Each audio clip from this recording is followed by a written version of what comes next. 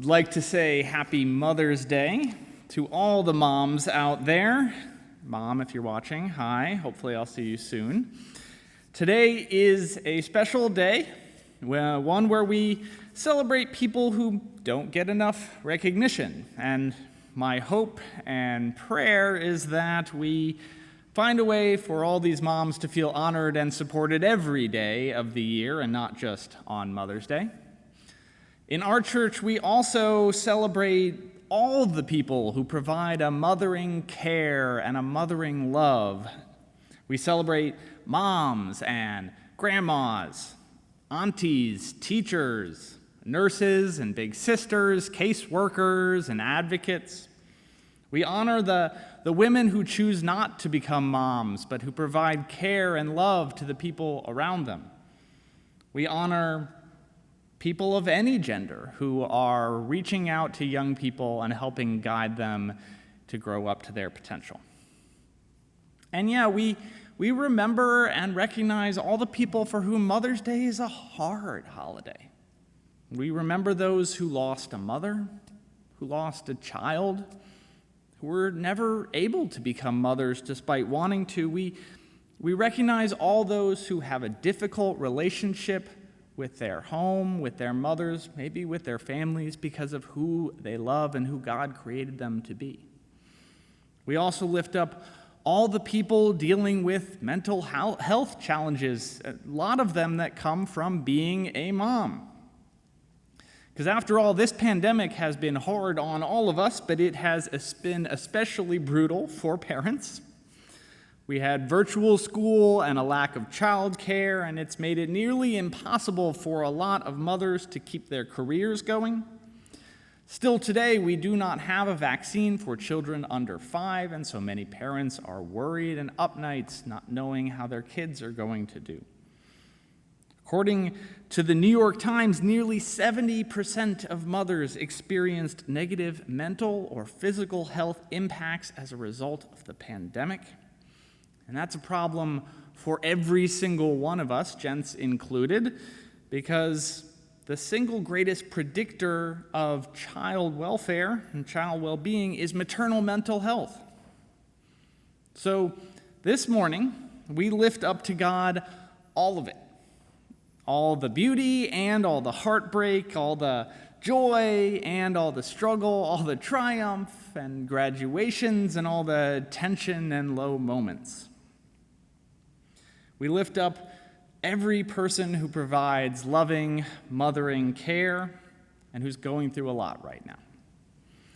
After all, our God invites us to come just as we are, and that means we don't need to shy away from the negative parts of our lives. We can bring before God beauty and baggage, because God will take all of it. So with all this in mind, I don't think I'm wrong in saying that no book of the Bible more springs to mind when you think of Mother's Day than the book of Revelation, right? When we think of Mother's Day, we think of like flowers and Hallmark cards and, strange visions, plagues, Babylon. But let's work with this and hear me out, because I think the book of Revelation is actually one of the most misunderstood parts of our Bibles. So for starters, it's not actually a book at all. It is a letter. It is a letter from a very specific person to a very specific other set of people at a very specific time. It was not written to us. It was not really even intended for us. And so it uses language and imagery and symbols that we find very, very hard to understand. These things might have resonated a long time ago, but they are difficult for us today. This not a book is also, for the record, not a list of concrete steps of what the end of days will look like. It is not a puzzle to unlock or a prediction of what is to come. It is called the Apocalypse of John because apocalypse means unveiling. It simply means something is being revealed, revelation. In this text, we have the revelation that God shared with John and that John is sharing with us. And this John was not trying to predict the future. He was commenting on the world around him using poetry and imagery, and he was sharing a vision of what it will look like when God delivers on God's promises. John was criticizing a Roman empire, an empire with its love of hierarchy and domination, with its exclusion of some people and its love of certain others. And this empire appeared to him and to many both deeply flawed and also inescapable, all-encompassing, something that closes off all the alternatives, and then you just feel stuck in it and you don't know what to do in the face of it. And in response, God unveils a vision to John. Revelation is, in a sense, the book, the letter, that is for us when we feel we are at the brink of despair and as if everything is stacked against us. When our mental health has left us in a place where things just feel dark. When it maybe feels like addiction or anxiety or depression or worries about a health issue are just dragging us out to sea and we don't know where to go. When we're worried about how we're going to pay the bills, or when it feels like the world is mean and getting meaner. For moms who are maybe at the end of their rope, this is a revelation for all of us and all of those people. Because at such a moment, John offers this vision of how God confronts evils that seem too daunting for us alone, with this image: they will hunger no more. They will thirst no more. The sun will not strike them, nor any striking heat, for the Lamb at the center of the throne will be their shepherd, and he will guide them to springs of the water of life, and God will wipe away every tear from their eyes.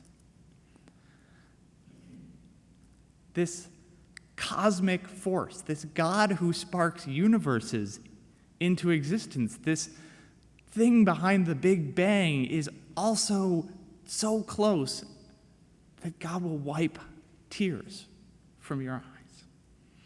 This God who is transcendent and incomprehensible is somehow also personal and tangible, close enough, loving enough for this most intimate and caring of gestures. We have here this vision of a God who does not prevent every hard thing from happening. There will be some suffering in life. There will be some hard times. There is shadow in this world. There is evil. You do not need to hear it from me, you know. But the promise is that God is there to wipe away the tears.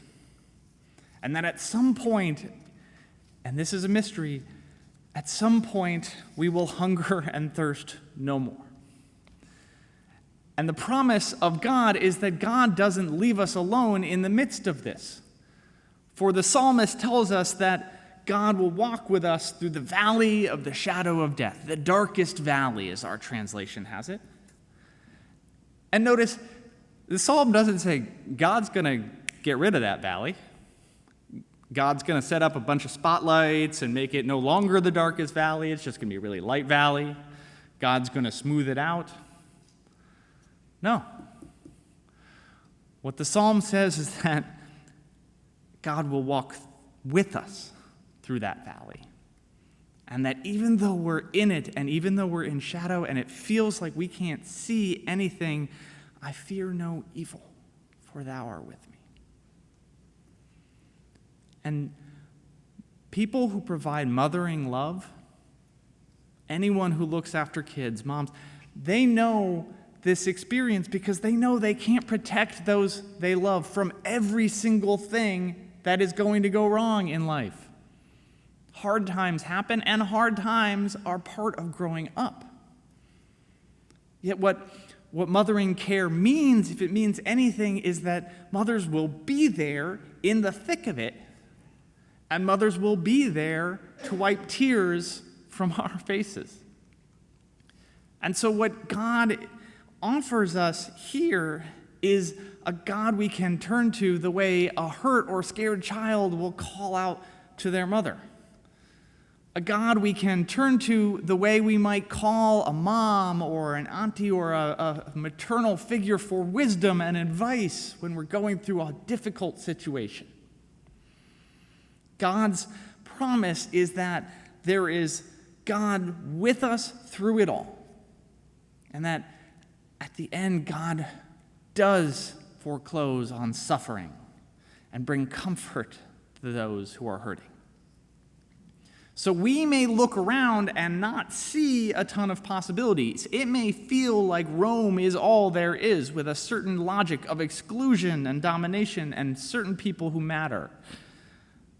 We may only see dead ends in our personal lives with what we're going through. We may not see any signs of progress, but the nature of Christian hope is that God promises a future from outside all of that. That God is this infinity of possibilities that is pouring backwards into our lives and crumbling down walls and opening up doors and breaking into unexpected places.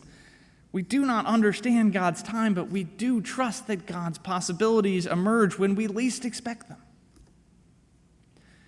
And there's something else I want to call out in this passage, because God offers us not just a promise, God offers us other people. For we are called to take this promise and act on it. Our scripture today describes a multitude dressed in white, gathered before the throne and washed in the blood of the Lamb. Very straightforward, right? Very simple and easy to make practical in our lives, right? Well, let me try to paraphrase this for you. Standing before the throne are a group of people from all sorts of different places, ready to do the work of building that beloved community. They are from every race and nation. They are straight and gay and trans and non-binary. There are men and women.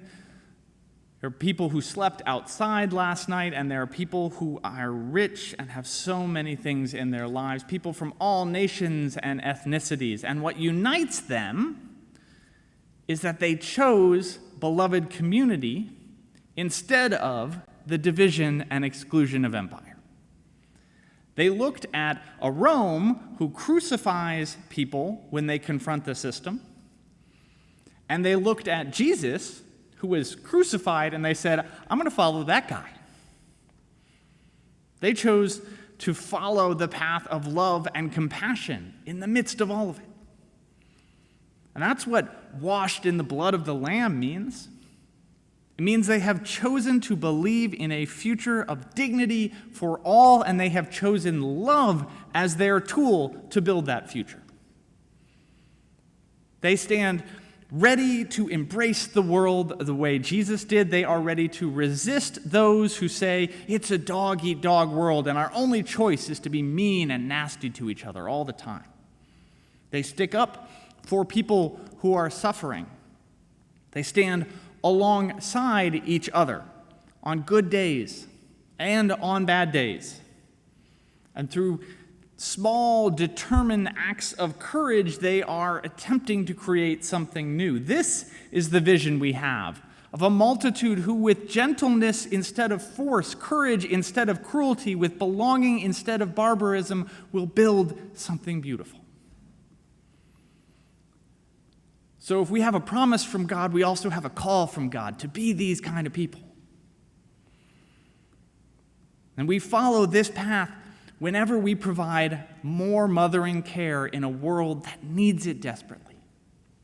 When we volunteer with kids who need us, when we provide motherly love to our own kids, when we create new communities of belonging for people whose birth families maybe weren't what they could have been.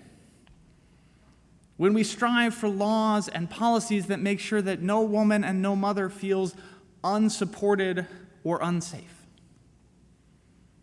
When we take up household tasks or share the division of labor or pay women equally, when we do all of these things, we are following this path of love and building this better dream. And so, in this face of despair, when people are at their lowest point, John says, I'm going to write you a letter and share with you what God shared with me. This vision of an astounding, incomprehensible hope.